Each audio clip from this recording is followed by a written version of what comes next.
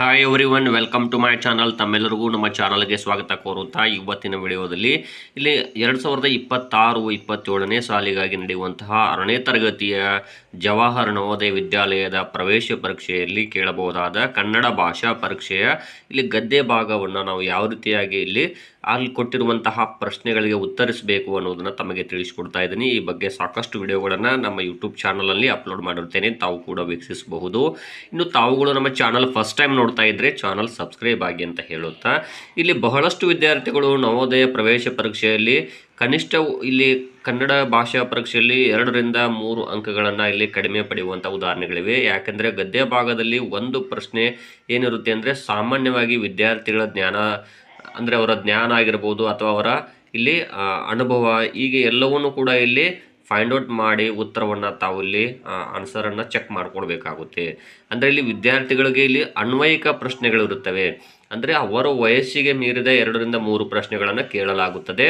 ಅವರ ಆ ಉತ್ತರಗಳನ್ನು ಪರಿಹರಿಸುವಂತಹ ಒಂದು ಚಾಕಚಕ್ಯತೆ ಹೇಗಿದೆ ಅನ್ನೋದನ್ನು ಕೂಡ ಇಲ್ಲಿ ಕಂಡುಹಿಡಿಯುವಂಥ ಪ್ರಯತ್ನ ಈ ಪರೀಕ್ಷೆಗಳಲ್ಲಿ ಆಗುತ್ತದೆ.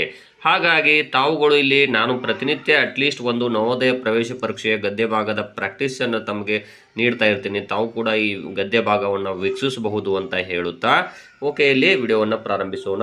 ಇಲ್ಲಿ ಮೊದಲಿಗೆ ನೋಡ್ಬೋದು, ಇಲ್ಲಿ ಒಂದು ಗದ್ಯ ಭಾಗವನ್ನು ಕೊಡಲಾಗಿದೆ. ಕೊಟ್ಟಿರುವಂತಹ ಗದ್ಯ ಭಾಗವನ್ನು ಮೊದಲಿಗೆ ತಾವು ಒಂದು ಸಾರಿ ಸರಿಯಾಗಿ ಓದ್ಕೊಳ್ಬೇಕು. ತದನಂತರ ಕೊಟ್ಟಿರುವ ಪ್ರಶ್ನೆಗಳಿಗೆ ಉತ್ತರಿಸಬೇಕಾಗುತ್ತೆ. ಓಕೆ, ನೋಡೋಣ. ಇಲ್ಲಿ ನೋಡ್ಬೋದು, ಕುರುಕ್ಷೇತ್ರ ಯುದ್ಧದ ಅಂತಿಮ ಘಟ್ಟ. ಎಲ್ಲ ವೈರಿಗಳನ್ನು ನಿರ್ನಾಮ ಮಾಡಿದ ಪಾಂಡವರಿಗೆ ಪ್ರಮುಖ ಬೇಟೆಯಾದ ದುರ್ಯೋಧನನೇ ಸಿಕ್ಕಿರಲಿಲ್ಲ. ಹುಡುಕಾಡುತ್ತಾ ದ್ವಾಪಾಯನ ಸರೋವರದ ಬಳಿ ಬರುತ್ತಾರೆ. ಸರೋವರದ ಬಳಿಗೆ ಹೋಗಿರುವ ಹೆಜ್ಜೆ ಗುರುತುಗಳಿರುತ್ತವೆ. ದುರ್ಯೋಧನನು ಸರೋವರದ ತಳದಲ್ಲಿ ಧ್ಯಾನ ಮಗ್ನನಾಗಿರುತ್ತಾನೆ. ಪಾಂಡವರು ಅವನನ್ನು ಹೊರಗೆಳೆಯಲು ತಂತ್ರವೊಂದನ್ನು ಬಳಸುತ್ತಾರೆ. ಅದು ಮತ್ತೇನಲ್ಲ, ಚೆನ್ನಾಗಿ ನಿಂದಿಸಿ ಬೈಯುತ್ತಾರೆ. ಕೋಪಗೊಂಡ ದುರ್ಯೋಧನ ಹೊರಬಂದು ಹೋರಾಡಿ ಕೊನೆಯುಸಿರೆಳೆಯುತ್ತಾನೆ. ಇದು ಕೊಟ್ಟಿರುವಂತಹ ಗದ್ಯ ಭಾಗ. ಇಲ್ಲಿ ಪ್ರಶ್ನೆಗಳನ್ನು ನೋಡೋಣ. ಕುರುಕ್ಷೇತ್ರ ಯುದ್ಧದ ಅಂತಿಮ ಘಟ್ಟದಲ್ಲಿ ಪಾಂಡವರು ದ್ವಾಪಾಯನ ಸರೋವರಕ್ಕೆ ಹೋಗಲು ಕಾರಣ. ಆಪ್ಷನ್ಸ್ಗಳನ್ನು ನೋಡೋಣ.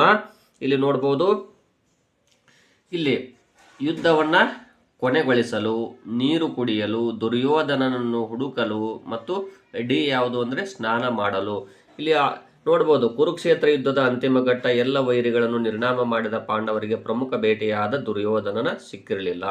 ಇಲ್ಲಿ ಹುಡುಕಾಡುತ್ತಾ ಅಂತ ಹೇಳಿದ್ದಾರೆ. ಸೊ ಇಲ್ಲಿ ಏನು ಅಂದರೆ ದುರ್ಯೋಧನನ್ನು ಹುಡುಕಲು ಹೋಗ್ತಾರೆ. ಅಂದರೆ ಇದು ಮೊದಲನೇದಾಗಿ ಸರಿಯಾದ ಉತ್ತರ ಸಿ ಆಪ್ಷನ್ ಆಗುತ್ತದೆ. ಇನ್ನು ಪಾಂಡವರು ದುರ್ಯೋಧನನ್ನು ಹೊರಗೆಳೆಯಲು ಯಾವ ತಂತ್ರ ಬಳಸಿದರು? ಎ, ಸರೋವರದ ನೀರನ್ನು ಕದಲಿಸುವ. ಬಿ, ಸರೋವರದ ಬಳಿ ಯುದ್ಧ ಮಾಡುವ.